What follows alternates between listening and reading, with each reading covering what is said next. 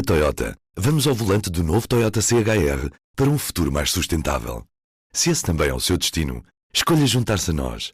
O novo Toyota CHR, para além de híbrido ou híbrido plug-in, incorpora materiais feitos de redes retiradas do mar. Assim, foi pensado para quem escolhe ter um estilo de vida mais ecológico e consciente. Cada escolha conta, e escolher o novo Toyota CHR é ir mais além pelo planeta azul. Saiba mais em toyota.pt. Este é o Poder Público, a semana em debate pela secção de política do Público. Viva! Bem-vindos à edição semanal do podcast Poder Público. Esta semana estamos a gravar excepcionalmente à terça-feira, a partir da Culturgest, onde o Público decidiu celebrar o seu 34º aniversário com uma grande conferência sobre ser mulher em liberdade. Tenho comigo a Leonete Botelho, editora de política do Público, e a São José Almeida e o Manuel Carvalho, ambos redatores principais. Sendo este um programa sobre política e estando nós na reta final de uma campanha eleitoral, nos próximos minutos vamos dedicar-nos a este tema, em especial ao que aconteceu nos últimos dias e ao que nos espera depois de domingo. Manuel, tu és o nosso convidado e por isso começo por ti. No último domingo, 200 mil eleitores votaram antecipadamente, entre eles o Presidente da República, ou melhor, o cidadão Marcelo Rebelo de Sousa. Fizeste alguma leitura política deste voto antecipado? Não fiz. Acho que é uma questão completamente normal. Acho que tem a ver com uma maior disponibilidade dos eleitores que querem resolver esse seu compromisso, essa sua obrigação cívica o mais cedo possível, e acho que, enfim, haverá muitos casos em que as pessoas decidiram votar antecipadamente por razões de natureza familiar, pessoal, profissional, mas não me parece que sejam 200 mil pessoas a fazer, portanto, a entrar nesse tipo de opção. Não, eu referia-me ao cidadão Marcelo Rebelo de Sousa. Se calhar foi para dar também o exemplo de que isto é uma alternativa, de que o facto de haver uma data marcada não é propriamente uma coisa muito rígida. Não sei o que é que poderá ter levado Marcelo Rebelo de Sousa, enfim, olhando um pouco para a sua própria vaidade pessoal, terá eventualmente dado mais nas vistas votando antecipadamente do que se votar no próprio dia 10, mas não consigo, muito sinceramente, encontrar nenhuma leitura de natureza política que seja minimamente significativa ou relevante. Ele fez uma, dizendo que a pré-campanha tinha sido muito longa e que, portanto, já se sentia esclarecido e achava que as pessoas todas já tinham percebido os programas. Essa é a que ele fez. Não sei se nós podemos tirar uma conclusão a partir daí, mas foi essa a justificação que ele deu e até se compreende. No último fim de semana também houve vários ex-líderes que participaram nas campanhas do PS, do PSD, do Bloco de Esquerda, do PCP. São José, que votos trazem estes ex-líderes e quem é que precisa mais da sua ajuda neste momento? Pedro Nuno Santos ou Luís Montenegro? No caso destes dois. Eu acho que votos trazem sempre, mobilização do partido trazem sempre. E é sempre importante que os líderes e ex-líderes apareçam nas campanhas dos partidos. Nesta campanha em particular, penso que alguns incidentes que houve na campanha da AD, não tanto pela participação dos ex-líderes, mas pelo que disseram, não é? Que era aquela frase de Passos Coelho sobre imigração e segurança, não é? E sensações, percepções, quer depois declarações de Durão Barroso sobre o orgulho na Troika, podem ter mobilizado até internamente, mas criaram também anticorpos exteriores. Portanto, se por um lado beneficiam na mobilização interna, podem afastar exteriormente. Quanto à participação de Costa, eu creio que é um pouco diferente a análise que pode ser feita do que em relação a Durão Barroso, a Passos Coelho, a Menezes, que também é um ex-líder que participou na campanha, Santana Lopes, que não é militante, mas participou e é ex-líder e ex-primeiro-ministro pelo PSD. No caso de Costa, estava eu a dizer, pela proximidade. Ele ainda é primeiro-ministro, pela proximidade temporal e pela forma como o governo caiu, A mobilização que cria dentro do PS é imensa, de facto. Mas também pode criar anticorpos, porque as pessoas que não gostaram dos governos de Passos também podem ficar irritadas e que até podiam, governo de Costa, e que até podiam agora ir votar no PS por ser o Pedro Nuno Santos, podem também ser repelidas. Portanto, eu acho que isso é sempre muito variável, tem benefícios, tem custos. Agora eu quero salientar um momento que eu acho que foi muito importante, para mim foi das coisas mais importantes que aconteceram nesta campanha, que tem a ver com a participação de Isabel Soares num comício do PS esta semana já, eu creio que no domingo, em que Isabel Soares, para além de ter surpreendido muita gente, porque ela de facto tem uma fibra política e uma capacidade discursiva que não desmerece de quem é filha e não nega de quem é filha, ela fez uma coisa muitíssimo importante em termos de história do PS e de reconciliação do PS e pacificação interna do PS, que é ir a um comício do PS, falar de Salgado Zenha e de Salgado Zenha ao lado de Mário Soares. A primeira grande decisão cá no PS é Zenha Soares, é a grande ferida daquele partido, e fazer regressar quase 50 anos depois Salgado Zenha, um comício do PS, pela mão ou pela voz da filha de Mário Soares, é um momento histórico muito importante para o PS. E para o PS de Pedro Nuno Santos. Para o PS de Pedro Nuno Santos, para o PS hoje. Leonete, na semana passada falámos aqui um pouco sobre como a AD conseguiu marcar o ritmo da primeira semana de campanha. Desde então mudou alguma coisa? Sim, acho que a AD já não está a marcar o ritmo da campanha, mas tem havido outros protagonistas, mas nem sempre pelos melhores motivos. Por exemplo, na campanha do PS, mal comparado, nós tivemos um momento verde. Na verdade foi mais um momento castanho, foi quando voou um vaso de uma varanda em Guimarães em direção à comitiva, à caravana do PS que estava a passar. Foi um momento que não foi bonito nem civilizado, na medida em que houve ali uma troca de insultos e de arremessos entre a caravana e a pessoa que estava à varanda e que estava exaltada, mal disposta, enfim. Não foi um bom momento, de facto, e penso que não ficou ninguém bem na fotografia. Depois, no dia seguinte, se não estou em erro, apareceu António Costa na campanha do PS, foi o momento passos, digamos assim, para a campanha do PS. Portanto, a campanha do PS conseguiu também trazer aqui algum ritmo. Infelizmente, por outros maus motivos, tem havido algumas assombrações na campanha, nomeadamente as vindas do lado de André Ventura e do Chega, colocando em causa o processo eleitoral com suspeitas infundadas, como já se percebeu pela própria Comissão Nacional de Eleições e por todo o processo eleitoral, portanto, que é ao estilo do Chega, que é a partir de uma situação particular cujas circunstâncias nós não conhecemos, transporta aquilo e faz, para todo o processo eleitoral, coloca em causa a credibilidade do processo eleitoral, coisa que não tem significado nenhum, mas a verdade é que marca um bocadinho a agenda.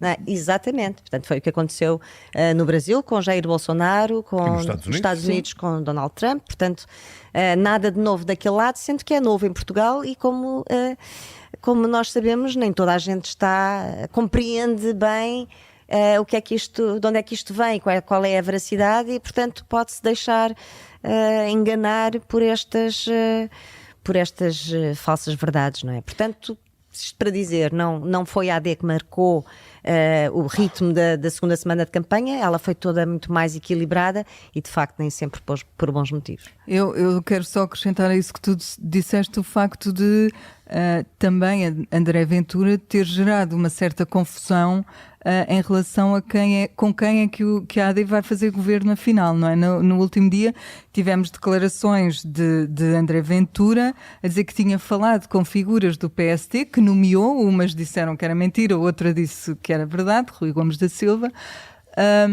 a assumir que tinha havido conversas e que o Chega faria parte de um futuro governo. Isso cria confusão em relação a uma ideia que Luís Montenegro quis deixar muito clara quando disse não é não. Acho isso muito discutível, não é? Quem é o Rui Gomes da Silva atualmente na estrutura do PSD? Mas ele não nomeou só Rui Gomes da Silva. Nem Passos Coelho. Miguel Relvas, apesar de tu ter alguma relevância, não é? Mas era a mesma coisa que perguntar a um discreto militante da secção de Freixo de Espada à Cinta o que é que ele achava sobre o futuro. E ele diz, não, o Chega, o PSD vai abrir os braços ao Chega. Não tem valor absolutamente nenhum. Não, mas a forma como isso foi vendido... Isso aí é coisa significativa. Agora, haver deles, Gomes da Silva, dizer que sim, não tem valor absolutamente nenhum, principalmente quando 2 dias depois nós ficamos a saber que ele próprio admite que se está a aproximar do Chega. Portanto, sim. E em relação ao Miguel Relvas, ele desmentiu ao público essa foi a criação de uma narrativa. Sim, tentativa de criação. O que é que acham que podia ter corrido melhor na campanha, seja pelos temas que deviam ter entrado e não entraram, ou pelas pessoas? Começa tu, São José. Eu acho que a campanha não está a correr mal. Surpreendentemente, eu temia muito pior. Não está a correr mal. É evidente, a parte da AD, houve ali aquelas descoordenações de discurso entre o que é o discurso e o tom do líder, e depois umas tiradas mais conservadoras de Paulo Núncio, a intervenção do Passos Coelho, e depois outras. Mas eu acho que a campanha não está a correr mal. O que eu noto nesta campanha, mesmo assim, é que podia, ou seja, não está a correr mal, mas podia correr melhor. Eu penso que se perdeu na primeira semana a tempo, e mesmo na última semana de pré-campanha eleitoral, perdeu-se tempo a falar menos de propostas e a tentar criar incidentes. Ou a criar mesmo incidentes. Do que eu acho que também que podia ter corrido melhor, ou que a razão por que está a correr mal tem a ver também com as características do que é a campanha do Chega. De facto, André Ventura anda desde que começou a campanha à procura de um incidente, à procura de qualquer coisa que o faça ficar na primeira fila do palco e na abertura dos telejornais. Até à procura de incidentes de rua, se possível. Lembremos o episódio dele dizer que havia tiros, e depois era uma moto da comitiva que tinha feito uns barulhos estranhos. Eu acho que a novidade desta campanha é mesmo termos um discurso assumidamente populista, radical, de direita, que já tínhamos tido antes, mas agora com muito mais presença, mais visibilidade e até com mais insuflado pelas sondagens, embora esteja a esvaziar e não ameace ir ter aquelas votações que chegou a ter nas sondagens de 20%. Mas eu acho que entre o deve e o haver, a campanha está a ser uma campanha interessante, viva, participada, com mobilização e com todas as incógnitas em aberto, que eu acho que é a parte mais interessante. Leonete. Sim, eu também já disse há pouco aquilo que tem corrido pior e concordo com o que a São José disse agora, mas gostava de começar mesmo por dizer que esta campanha está a ser bastante mais civilizada do que muitas outras noutras alturas e em alturas até menos perigosas para o país, digamos assim. Não tem havido escândalos a vir para a primeira linha da atualidade nestas 2 últimas semanas. Isso é bom. Também tem havido algum consenso naquilo que é mais essencial entre os vários partidos políticos, e é muito curioso, por exemplo, em relação ao aborto, que foi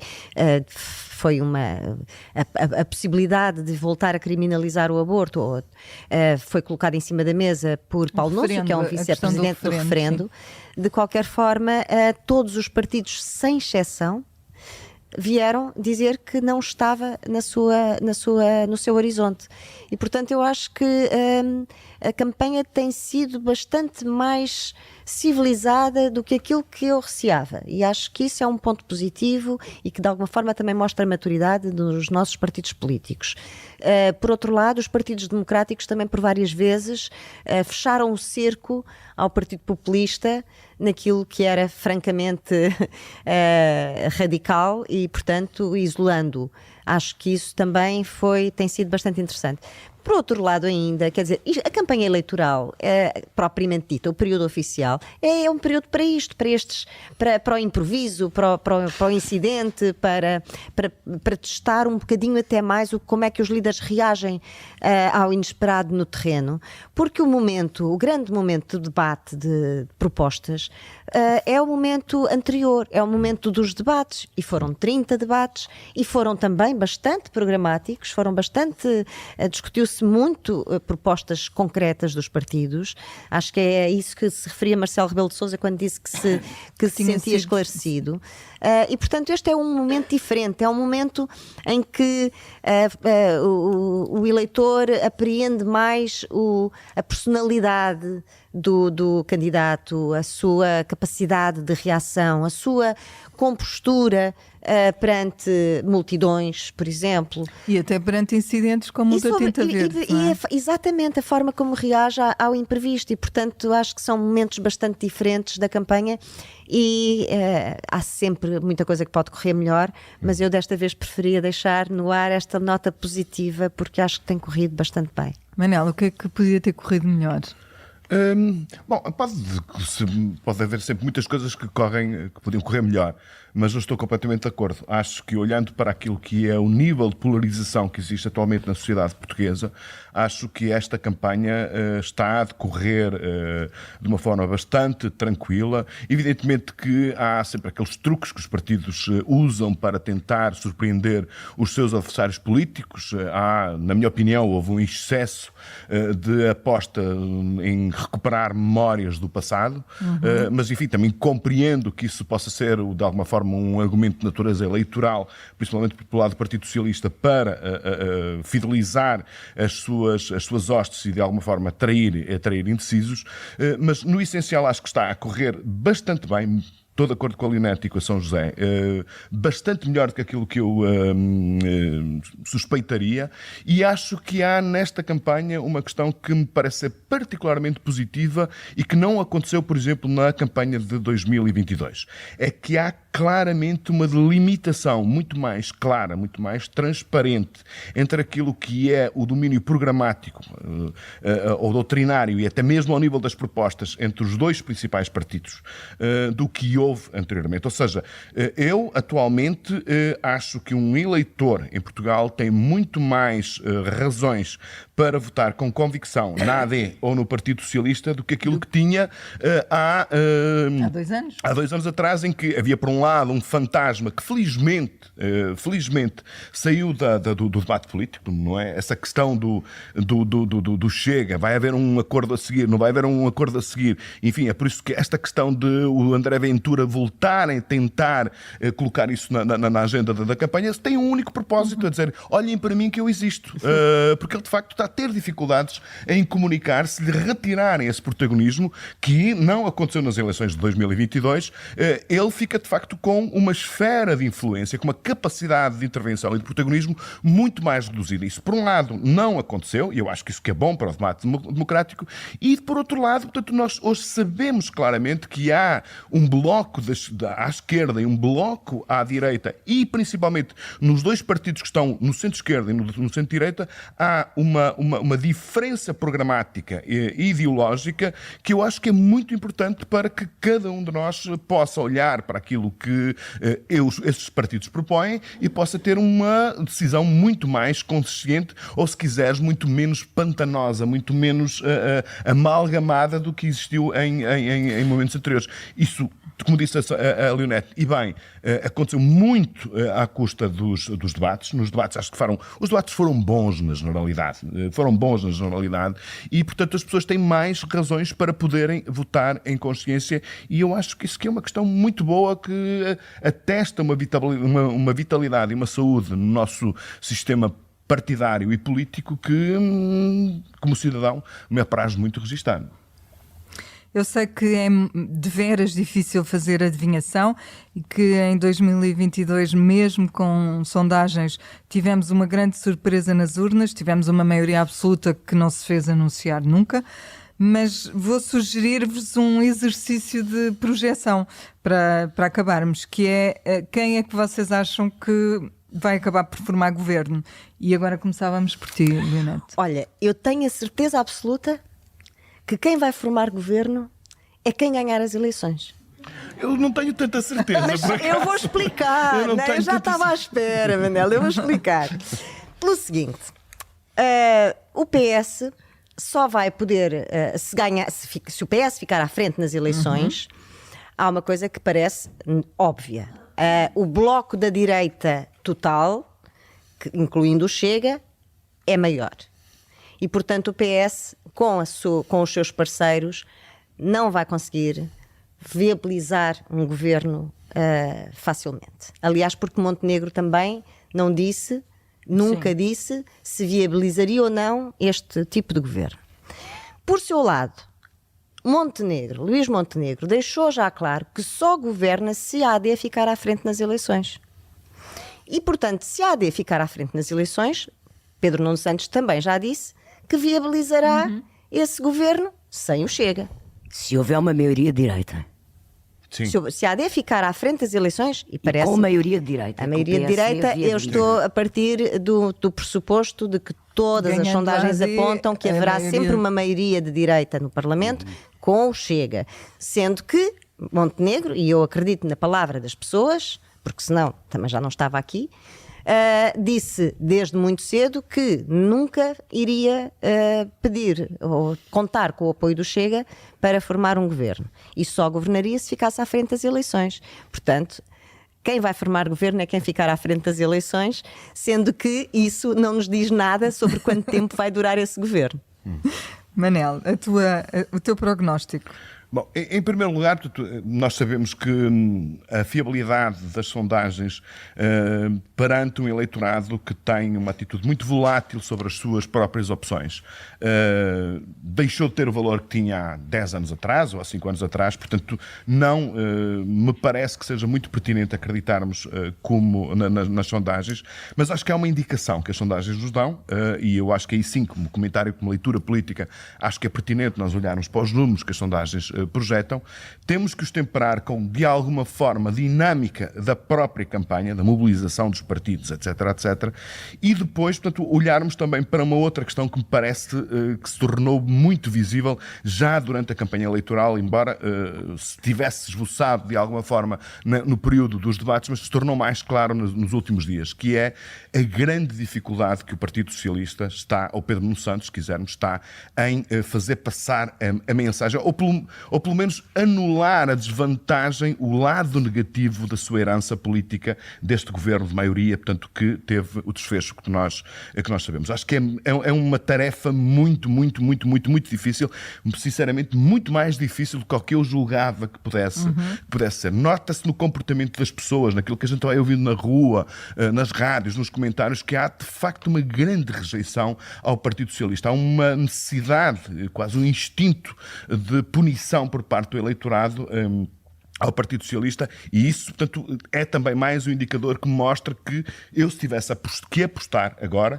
mas atenção, não apostava singelo contra dobrado, portanto, apostava, enfim, um café ou um lanche, uma coisa baratinha, não almoçava, exatamente, não apostava um almoço caro, porque, sinceramente, não tenho certezas absolutamente nenhumas, mas eu diria, portanto, que a possibilidade de a AD ganhar as eleições no próximo domingo é maior do que o Partido Socialista. E se a AD ganhar, acho que a governabilidade, os cenários pós-governamentais, num quadro em que claramente haverá uma maioria de direita, será mais fácil de garantir.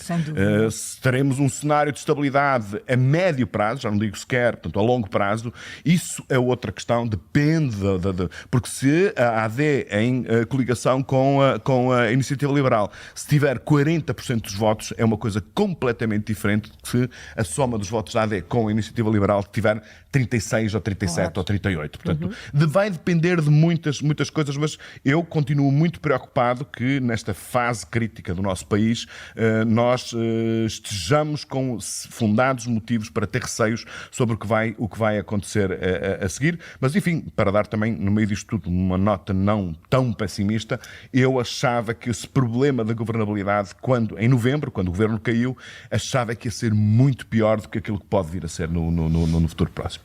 São José. Bom, é assim, eu acho que seria um milagre, e será um milagre político, e que é preciso ser estudado a sério e muito analisado se o PS ganhar as eleições. Portanto, és da equipa do Manel. Não apostas com o Manel? Eu não aposto com o Manel e não é isso.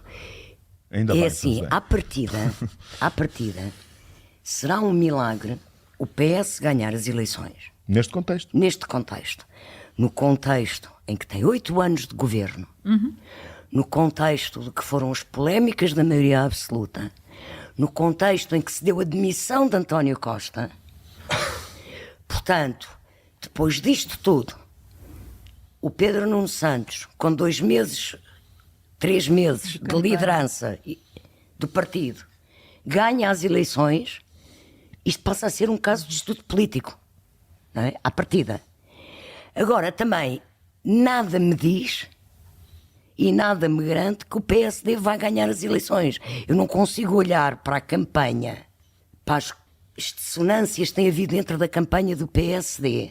Mesmo a mobilização que ele tem, que tem mobilização, mas eu já vi grandes mobilizações eleitorais em Portugal. Eu já vi muitas campanhas, até do PSD. Do Rui Rio, na semana final de 2022. O Rui Rio na semana final, toda a gente dizia que ele ia ganhar. Sim. Eu vi as campanhas do Cavaco, não é? Portanto, vi as do Passos, mobilização. Esta tem mobilização, mas não é assim uma mobilização que me diga de caras que eles vão ganhar as eleições. Eu lembro-me quando foi a campanha do Sócrates da maioria absoluta. Eu fiz essa campanha e na sexta-feira fui ao almoço da Trindade, fiz a descida do Chiado e o Sócrates foi obrigado, pela quantidade de gente que tinha comparecido, a fazer um comício de improviso no Terreiro do Paço, porque eles depois avançaram para o Terreiro do Paço e que foi uma coisa de loucura no fecho da campanha. E eu cheguei ao jornal, virei-me para o diretor, para o Zé Manuel Fernandes, e disse: o PS vai ter maioria absoluta. E ele disse: tu estás doida. E eles tiveram maioria absoluta. Portanto, há sinais que se percebem da rua, da campanha, das ações deles, da segurança deles, e eu não vejo neste momento, não vejo isso no PS e não vejo essa mobilização também no PSD. Porque no PS vê-se que eles estão todos muito mobilizados, com uma raiva enorme de vencer, com umas ganas de vencer, mas estão indiretamente ou inconscientemente com esse sentimento porque temem perder. Portanto, eu acho que a questão está tão dividida, tão confusa, e ainda por cima com os erros que nós sabemos que as sondagens depois cometem, que eu não aposto nada. Eu nem um café aposto. E com o número de indecisos, não é? Que também claro, exatamente. Claro. Eu queria só... Mas atenção que os indecisos, o que eu conheço dos estudos, normalmente os indecisos decidem-se pelos 2 maiores partidos. Por quem pode ganhar.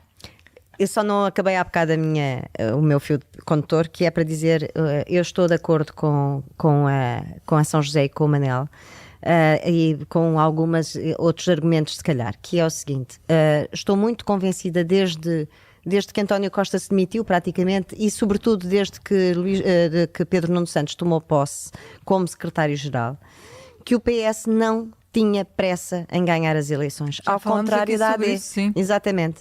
Ou seja, a AD para Luís Montenegro é o tudo ou nada agora, enquanto que para Pedro Nuno Santos não. E, portanto, sabendo-se que, e toda a gente estando, sobretudo nos partidos, muito receosos dos cenários de governabilidade que podem surgir, seguir, e, portanto, quanto tempo é que isto pode durar? Para Pedro Nuno Santos isto é uma maratona, para Luís Montenegro é uma corrida de 100 metros e, portanto, acho que há também aqui uma outra questão, que é a questão dos ciclos e a questão da economia, e parece-me que neste momento há uma tendência, até no discurso político, de discutir mais questões ligadas a impostos, a questões económicas que dizem respeito à vida das pessoas, que foi muito apertada, muito dificultada nos últimos anos, sobretudo depois da guerra, que vai ter um peso e, portanto, acho que é perfeitamente natural que se siga um ciclo de direita. Roubamos mais um minuto, porque não costumamos fechar o podcast sem um momento público e notório em que cada um de vós escolhe registar uma frase, um momento, uma imagem ou um número relacionado com o momento eleitoral. Podes começar tu, Manel, depois a São José e depois a Leonete. Bom, a frase que eu escolhi tem muito a ver com aquilo que a Leonete acabou de dizer, que é uma frase do Rui Rocha, quando ele diz que o crescimento económico é a verdadeira política social. Evidentemente que esta frase, dita pelo dirigente da Iniciativa Liberal, com, enfim, todo o conteúdo doutrinário que ela implica, portanto, um partido claramente liberal, anti-estatista, completamente voltado para os negócios e para a iniciativa privada, tem que ser lida com alguma prudência, não é? Com o contexto que lhe é indispensável. Mas esta frase, do meu ponto de vista, é importante porque retrata uma mudança que eu acho que é muito significativa naquilo que é o debate político português dos últimos tempos e que se ficou muito bem expresso nestas eleições. Reparemos que quer o PSD ou a AD, quer o PS, elegeram e disseram com todas as palavras, sem margem para equívocos, que a grande prioridade que o país tem nos próximos tempos é a questão do crescimento económico e da qualidade do crescimento económico. Ou seja, se nós nos últimos 8 anos tivemos um discurso muito político, muito orientado para uma lógica de redistribuição, de Estado social, de apoio, de apoiar os desempregados, de apoiar os pensionistas, de apoiar... Portanto, agora, há claramente uma mudança sobre aquilo que são os focos principais, ou o foco principal do discurso político, que nos remete claramente para um campo mais liberal e mais de centro-direita do que o campo da redistribuição, que era um campo mais socializante ou de centro-esquerda, se quisermos. Portanto, isto é uma grande mudança naquilo que é o discurso político e, na minha opinião, é de facto uma questão que coloca o debate político em Portugal muito mais próximo daquilo que nós vemos que é o debate político em países como a Holanda, como a Alemanha, como a Suécia, como a Dinamarca, porque, na minha opinião, durante muitos anos nós discutimos muito a forma como devemos redistribuir a riqueza nacional e discutimos menos do que devíamos ter discutido a forma como se gera essa riqueza. E vejamos, portanto, eu não coloco esta opinião, esta observação num contexto de uma doutrina liberal pura e dura, mas coloco-a também dentro daquilo que são os padrões do debate das sociais-democracias, porque, enfim, a grande transformação ideológica e programática das sociais-democracias europeias a partir dos anos 40, pós-guerra, mas principalmente depois dos anos 50, foi dizer, não, nós não temos nada que criar um Estado, uma economia socialista, nós vamos aproveitar das dinâmicas das economias capitalistas para gerarmos receitas suficientes para criarmos Estados sociais fortes, robustos e com capacidade, portanto, de corrigir as assimetrias sociais. Portanto, eu acho que essa mudança é notória e eu acho que é muito, muito importante e que, de alguma forma, nos mostra que os parâmetros do debate se alteraram para um quadro que está muito mais próximo daquilo que os partidos mais à direita defendem do que aqueles que os partidos mais à esquerda defendem e têm defendido. São José. Bom, eu trago um público notório que tem a ver com o tema da nossa conferência hoje e que é uma frase de Luís Filipe Menezes, ex-líder do PSD, que usou uma expressão a participação na campanha eleitoral, referindo-se às meninas do Bloco. Falou-se aqui disso de manhã. Pois, eu junto isto ao facto de, no Congresso do PSD, Luís Montenegro ter falado de Mariana Mortágua como a Cinderela do Pedro Nuno, etc, etc. O PSD é um partido profundamente misógino. E é por isso que Menezes permite falar sobre as meninas do BE com ar depreciativo. E porquê que eu digo que o PSD é um partido altamente misógino? Porque o BE só introduziu no último congresso, em novembro, nos estatutos internos, critérios de paridade que o PS pratica desde 1990 nos seus estatutos e na eleição dos seus órgãos, que está na lei eleitoral desde 2006 e o PSD tem que o cumprir quando apresenta listas eleitorais nas eleições, e que passou em 2018 a ser de 40%. Só agora é que eles introduziram isto nos estatutos, sendo que, como o Congresso era estatutário, não elegeram direção.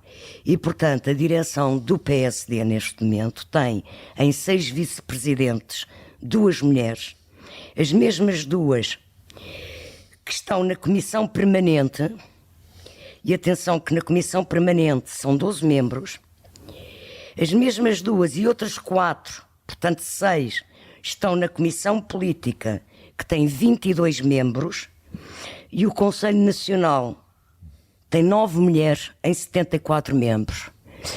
Portanto, é esta cultura machista, misógina, que ainda hoje informa o PSD, que permite que quer Menezes, quer Montenegro no Congresso, falem para adversárias políticas, que são dirigentes, uma líder, outras dirigentes de um partido político com assento parlamentar, com uma imensa falta de respeito, apenas porque elas são mulheres.